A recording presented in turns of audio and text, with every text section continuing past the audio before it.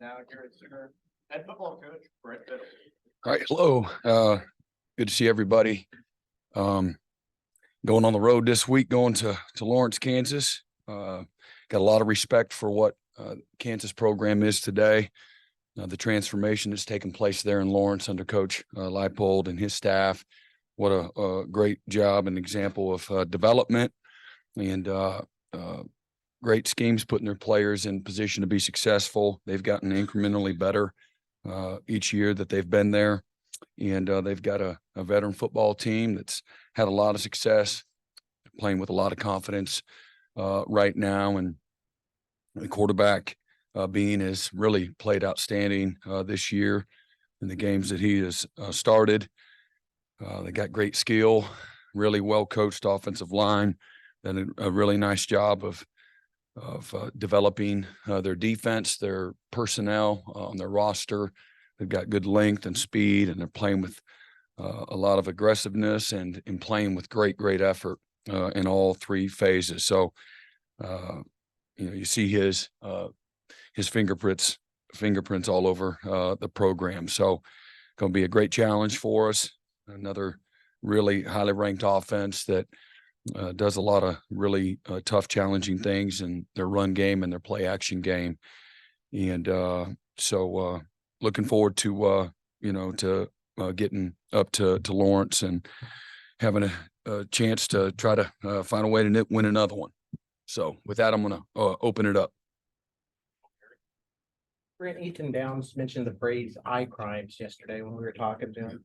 What's it like for a player and a coach when you see the light bulb go on and they start trusting their keys and not their eyes as much? Yeah, they display a lot more consistent, more sure of themselves, and the aggressiveness and the precision come with that, when you're looking at the right things and reacting to what your eyes are telling you to do.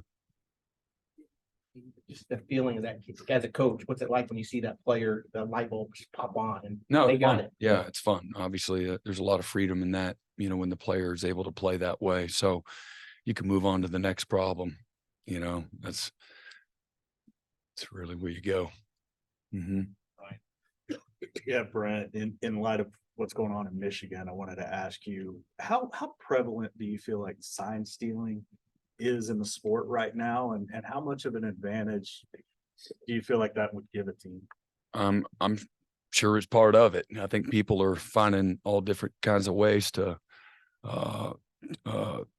prevent it and to try to gain a competitive advantage. I think you see a lot of people huddling and things like that and sending people in and to the sideline, but I don't know how prevalent it is or isn't. And with tempo and pace, I think it makes it all really hard. And but you see probably about every game in college football where the signal stealers on offense and defense are all shielded to try to keep people from the press box that might be looking down with binoculars from getting a leg up. About people being on the other side though. You're always, I think you'd be naive and negligent if you're always not aware of, the potential. And that's why, again, from whether it's year to year or it's week to week, since I've been coaching, as long as there's been signaling, where you're always on both sides of the ball, always changing up your signals and things of that nature, even the hand signals on the field, that the players will do amongst each other. Mm-hmm. Yeah, Brett, when you left for Clemson, Kansas had just started its sort of descent into lack of success. You come back, Leipold's got it going pretty good. Mm-hmm. In between being a Kansas guy, did you ever just casually glance at the standings or a score and say, what's going on in Lawrence? I mean, year after year, it was historic, their lack of success. Yeah, I mean, again, I've known the different coaches that have been there rather, known personally. And I've always paid attention. Shane Zinger was on our staff as a support in a support role at Kansas State while I was there as a player and a coach. And again, from Mark Mangino to forget the coach from Nebraska. Turnigill,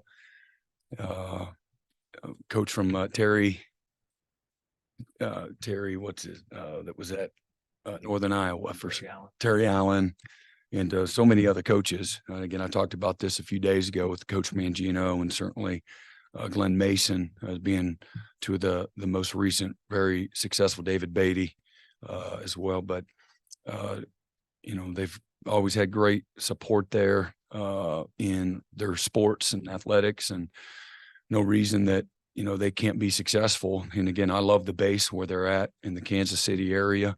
The depth of the players isn't necessarily there from a population standpoint in the state of Kansas, or Missouri's obviously more populated, but I think it's when you look at the resources that they have and the success that they've had through their basketball program, that they've shown they can be incredibly successful, and then that's what they're doing now. And they'll come if you're successful. Everybody wants to support and follow a winner, and so that, I love that there's pride restored, and being a Kansas guy, that was a heated rivalry, right? Like all in-state rivalries, the Sunflower State Showdown. But, I like that there's, pride and success happening in Lawrence, Kansas. I think it's good for, the Big 12. Yeah, Brent, I wanted to ask you about your running back rotation, and who ultimately, I guess, decides who's going to be that guy, and how much input do you have in that? And do you think Gavin can be your guys' guy moving forward? Yeah, I mean, obviously, DeMarco's the CEO of his position. Ultimately, all the responsibility is mine. I'm not sure if I've ever had a head coach tell me who I can start and who I can't, as long as everybody's in good standing. That's, the position coach. That's why you pay him, to make those decisions. But certainly, hey, get so and so in the game. Things of that nature. And a lot of it's based on what they do at practice. And there's a body of work always. And but Gavin did some great things as the game went along, and we know what he's capable of. And this is a game of doing, and we need those guys. That room, I believe, when we're playing like we're capable of playing, and in all phases and all the different areas around them, that should be a position of strength for us. Hey, Tawee being back this week. I do. Brent, when you've got a kicker that's going through some struggles, how does that change your thought process? Are you more aggressive as the offense gets closer to the goal line? Is that something that changes throughout the game? Yeah, everything goes into it. That's a long, you want me to take up everybody's time? With all due respect, there's a lot that goes into it. And, Zach has been really good. He missed a couple the last few weeks, and that's not good. And this is again, everybody is held to the same standard. We don't have great depth there. And a week ago, we had some guys banged up, as well. But I believe and have confidence in him. But we got to be better. That goes without saying. Kansas offense is explosive and pretty unique. Talk about that offense and what your defense is going to have to do to try to slow them down. Yeah, well, again, you got to do a great job. There's a lot going on from an eye candy standpoint, and you got to fit gaps. You got to, whoop people and get off of blocks, and you got to tackle well. You got to play with great discipline and physicality, aggressiveness, all the things that you would think every single week. They're averaging, I think, just under 6 yards a carry. But one of the most explosive offenses, explosive runs and explosive passes in all of college football. And so again, we've got to do a great job of playing with discipline and gap integrity, and then staying on top of everything, leveraging routes in the back end, so that they don't have this, great balance. And that's the challenge of all of that. It's not like a really good option team that can't really throw the ball with a lick, where you're playing option coverage. This is a team that can throw it really, really well as run it really well. 2 weeks ago, they came up short at Oklahoma State, and they averaged 10 yards a play on the day. And, which is just shows you their level of explosiveness, that they're capable of. So when they get hot, they're tough. They've done a nice job too of, getting the ball to everybody from their backs to their tight ends to their deep in the receiver core as well. And the quarterback, is legit, a dual threat quarterback. And they have design quarterback runs, and they have the triple option concepts. And then again, all the play actions off of that. I think they're 4th in the country and 3rd downs. And so they've stayed on the field. They have a lot of manageable 3rd downs, but they're good in all the 3rd down situations. So again, they're excellent at doing really everything, and they're averaging 7.2 yards per play, which is really good. I think that's 2nd, in our conference, and one of the best in college football. Brent, you guys were on your way to another goal line stand on Saturday, and obviously those can affect the momentum of a game. For a defense, getting those stops, the momentum of a season, how does that build for a unit like that? Yeah, no, it just creates belief. I think belief always comes before growth, and for us to take the next step, and again, and what I've said is a long road, a long way to go. Part of that process is developing a culture of expectation, a culture of belief, and this is how we do what we do. And certainly that permeates when it's going well, and it can permeate when it's not going so well. And so we had our opportunities. We didn't. One guy that isn't on the same page can affect all of it. And I think that was on display. But we're again making the incremental improvement that you want, and we'll continue to be tested here, through the course of the rest of the season, and hopefully our guys will continue to respond.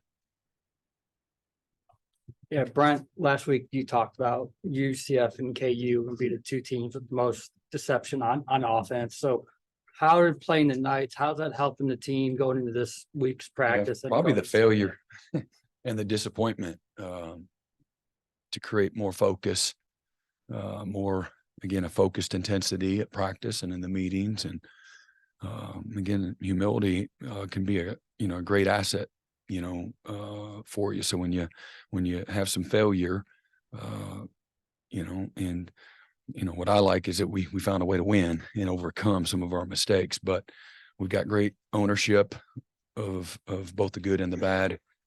And that's allowed, the growth process to take place. But you definitely learn. We constantly, we got with that stack of cards in our season's worth of plays that we didn't play well. We draw everything up and we rep it every week, because again, professional courtesy is they're all looking at explosive plays that you've given up, and they're going to put it in their Rolodex. That's just what teams do. And justifiably so. So our job is to, fix some of those mistakes and the issues that we had, and make sure our guys are comfortable with what we need and want them to do to execute at a high level.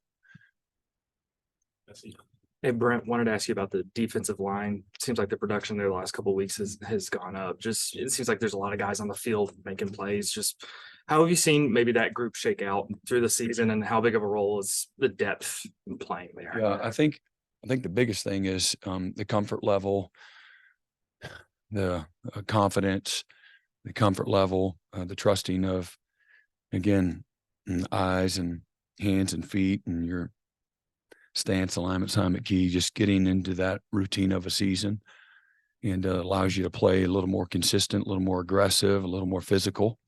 I think it's the simple little things, the basics, the habits that we're developing every day, and in both in the meeting rooms and on the practice field. There's a cumulative effect to it, and I think we're seeing a growth and a maturation of that group. Brent, as often as a coach has growing pains with his program in his first year, he moves forward and comes to really appreciate for the foundationally, right, what they gave him. And Bob was like that, this from his 99 experience as he moved forward. It feels weird asking you in the middle of year 2 if you changed your perspective on what last year's team gave you, but I thought I'd give it a shot and see if you've already come to a more certainty about that group, or if you needed to begin with. I mean, it's a great question. And I think I think it validates, the idea of controlling the controllables. Everything starts with belief and faith in what you're doing, and to create the buy-in, you got to go through some stuff sometimes when you're building things. And so I think there's affirmation in a lot of the things that we talked about, and continually to preach week in and week out didn't change the message, didn't change the, what it takes to be successful. This is what it takes, and this is what we're capable of. And now what are we willing to do? And again, for us, it also reveals too, where once you go through again a season, it reveals where you need to get better at too, and so I think all those things revealed themselves, but scheme, situations, roster, personnel, different packages, things of that nature. But I think it all, started in just reaffirming that everything starts with the right mindset, and to get everybody on board pulling, in the same direction. So I think the adversity that we know is always there, it's always right around the corner, helps you deal with it, with a little more firmness and a little more certainty, a little more confidence. I think not just for me, I'll tell you that I didn't flinch, this is what I know to be fact. And, but I know as well, depending on people's experience, they there's probably plenty that doubted, and I'm not mad at them. Don't fault them. That's just normal human nature. And, and I'm never focused on that. My job is to focus on the guys that are sitting in front of me. And my job is to convince and challenge and inspire and to motivate and to develop. This is a developmental game. So that's, our charge. And ultimately, you got to have the results that you want to. And it's a little harder when you have young people and old people alike, when you're saying this is what we got to do. And if we do X, Y, Z, then you'll have success. And then you don't have success, then you have a lot of people doing this right here, And again, like I said, for me, I'm just like this. It doesn't affect me whatsoever, in the messaging. And, I've talked about efficiency and how and that's every year I've ever coached, always evolving, always finding ways to get better, even through elite success, always said, what's the next thing? And it always starts inside out, self-evaluation, self-awareness. Where do you got to get better? And,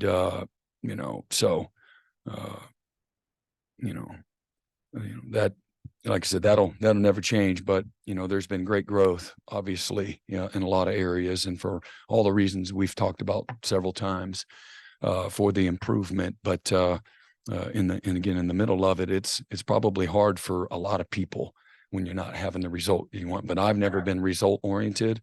I've always believed inherently and deeply, and confidently that the results will take care of themselves. And sometimes you get the result that you desire. Sometimes you don't. Sometimes you get the result that's pleasing to everybody. Sometimes you don't. But this is how you do what you do. And I think the best of the best and the most elite and successful people in any walk of life are ones that have a consistent, tough-mindedness to them, and a persistence and determination that overcomes a lot of the factors that create doubt in a lot of people.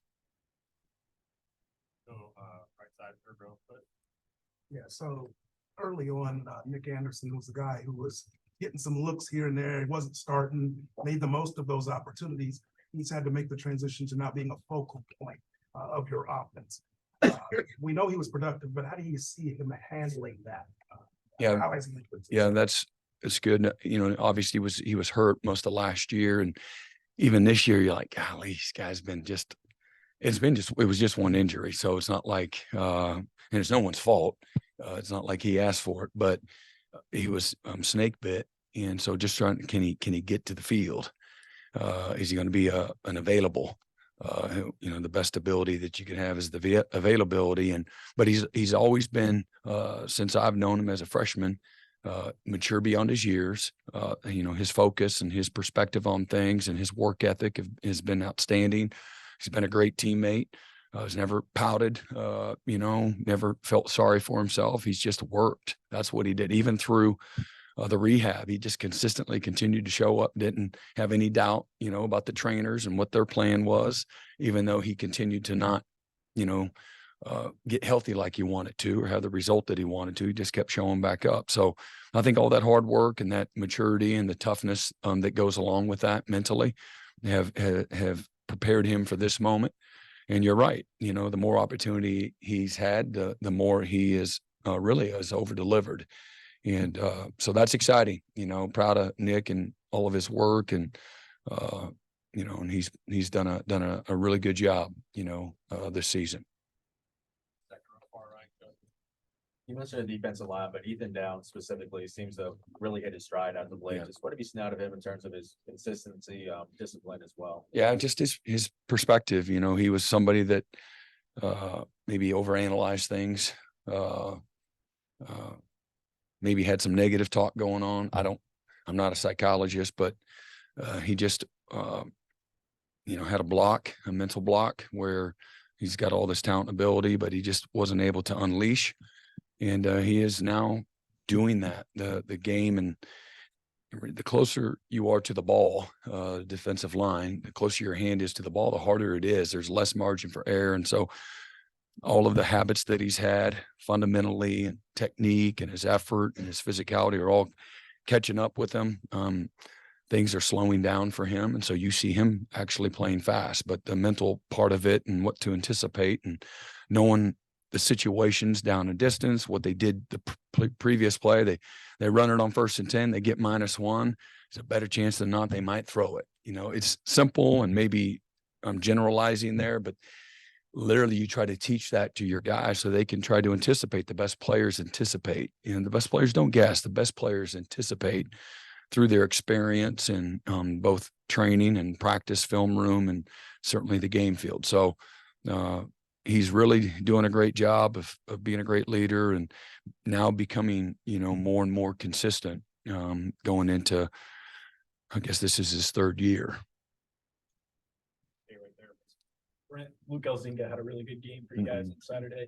Just what drew you to him in the transfer? So is that the kicking game? Yeah. So he wasn't bad. No, I'm just asking. Yeah, no, but just curious what drew you guys to him? No, I'm just having fun. He's punted well in practice, and and you're always trying to find a way to get better. We have some decent competition there. That's a group that between Ashton, Luke, and Josh, that's a group that, again, you can't go in and, you don't have so much time during the course of, once you get into game week to practice everybody. It's hard to get, a bunch of punters, a bunch of looks. There's just not that much time in the week, but Luke answered. He got his opportunity and really was outstanding on a day that you needed him to be in. Again, we won the hidden yardage by 55 yards. And if you win it by 40 yards is kind of the benchmark for a dominant day from a field position standpoint, and the hidden yardage standpoint rather. And we were at 55 plus 55. So that was, he played a big part in that, and certainly the protection helped him. So he was comfortable, and the coverage was part of it. To help him not have, any returns, but he did an outstanding job, with his hang time, his ball placement, things of that nature. So hopefully that'll continue. Hey, Coach, so this defense has seen a couple of good backs this year, Jonathan Brooks and RJ Harvey. How is that going to prepare you to go against a guy like Devin Neal back to against Panthers? Yeah, I mean, again, at times we've been good, and at times we haven't been good against everybody, and so.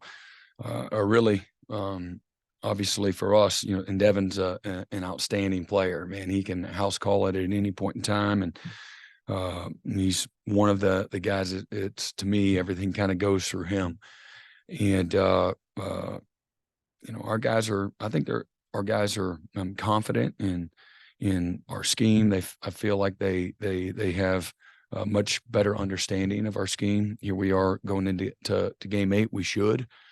And when we're doing all the little things right, we're hard to run on, and because we got good players. And but when your guys get nosy, or guys don't do the right things from a fundamental standpoint, or they have the eye crimes that was talked about earlier. Bad things usually happen. You get exposed, and this game punishes you for those things. So that's really, instead of focusing on a guy, we really focus on us and, again, our process and how we play well, regardless of who has the ball, quarterback, receiver, running back. And, with all due respect, but great challenge. He's one of them. Every once in a while, you'll face one that you can get away with maybe not doing all the little things right. This is a team, and he's a running back that if you don't, he's going to make you pay. Coach, this may be a record asking 2 punting questions in the same press conference. Kansas is #1 in the nation in punt return, and you're coming off a good performance. What kind of challenges does that present to your punt team with what Kansas can do? Yeah, it's obviously tremendous pressure on those guys to be able to get in their coverage lanes and have discipline and get off of blocks. They're doing obviously a great job starting with the return man, being able to get north and south, but he's got a great group around him that's straining to create success and opportunity for the return man. And I love that challenge, but Kansas is incredibly well coached. I think that's and one of the many examples of that. And they've created tremendous buy-in, with their players to play with great effort and precision and the toughness to create that. That doesn't just happen just because of the return man. There's a collective, unit that is all a part of that critically. And then, for, the field position, in a game where, they're also one of the best in the country from a possession standpoint, time of possession. So, from a field position, those are the hidden yardage things that we're talking about. And for us, that's a third of our game, the field position. A year ago, we weren't very good. This year, we've been pretty good for the most part. And it'll be another big part of, the result, on Saturday. Hey, Brent, just wanted to go back to the defensive line real quick and ask you about R. Mason Thomas. You talked to us last night about, having to go through some setbacks early in the season and get through all that. Just how'd you see him maybe handle and respond to all of that? And what have you seen from him the last couple of weeks in terms of making them? Yeah, he was our best in fall camp until he got banged up, and it was a high sprain that he was given the green light after several weeks. But as y'all probably know, covering injuries, that the high sprains are kind of funky. Sometimes you'd rather break it. There's a better healing process, a more concrete healing process, if you will. But he's starting to feel good, and I think that the confidence piece, he's actually banged up both ankles.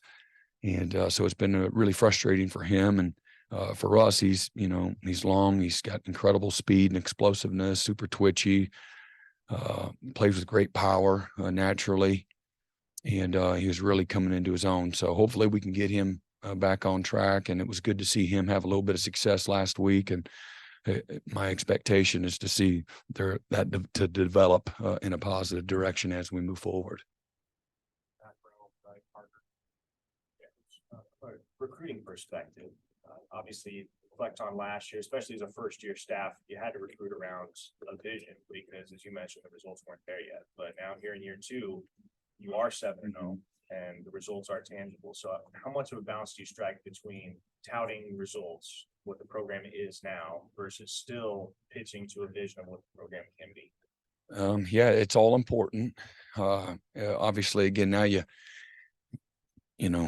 laid out the vision, knowing what the opponent was constantly feeding. I told the coaches, I said, look, here's what they're being told, so we're on the same page.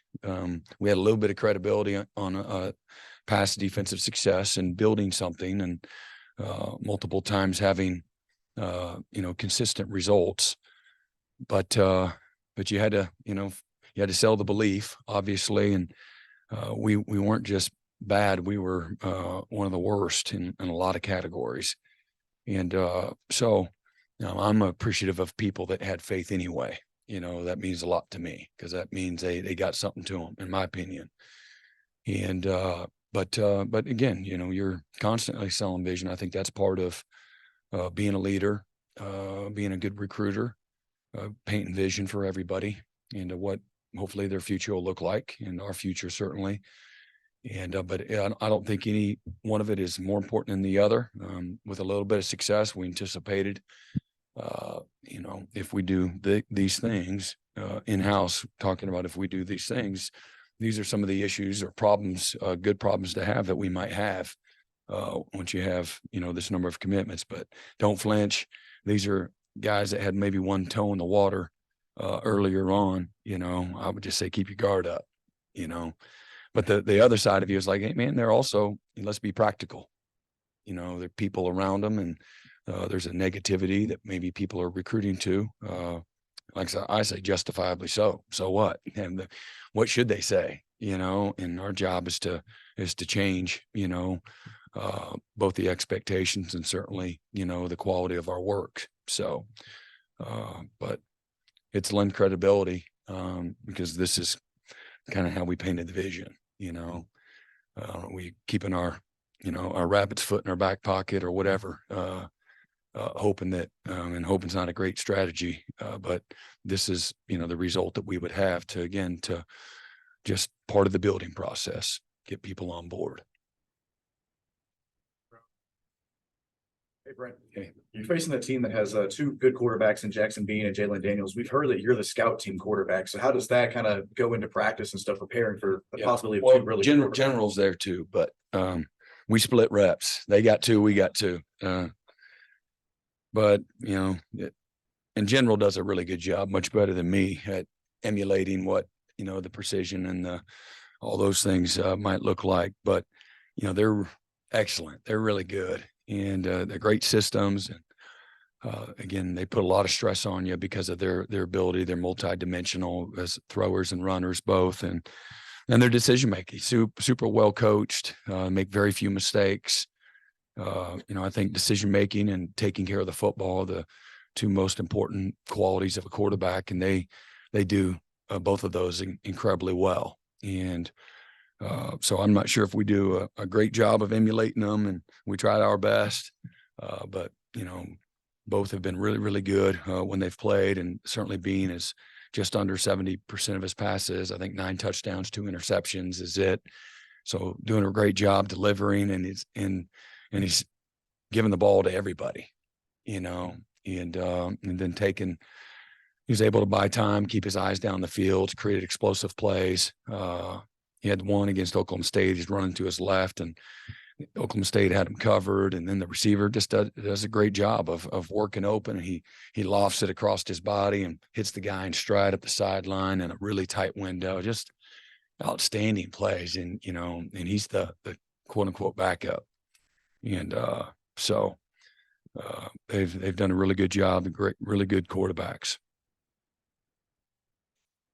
That's about Peyton Bowen. Just how's he doing health wise? I know he had a boot on, and then secondly, how do you balance when he is healthy, getting him on the field versus maybe more experienced guys? And because it seems like he just every time he's in there, he makes no, he's and he's been healthy until just a few days back, and he's better at this point in time than he was a week ago. So and didn't really think he was going to get in the game. He's wearing the boot for the first time on game day. So the night before game. And so I didn't know he was going in the game. I thought we had a backup plan. And so when we called the sub package, most of the time I trust the coaches. We've already kind of gone through it, but he was available and did a great job getting in there. And but otherwise he's played a ton of snaps, and he's made plays both on defense and in the special teams, like really good plays. And the more he plays, I would expect that. And we've got a good group of guys, and we've got a good system of rotating, and but we trust Peyton, and he's done a really nice job of maturing and growing and learning and getting better. And then when he's been in position to make plays, he's delivered a lot. Okay. All right. Y'all have a great day.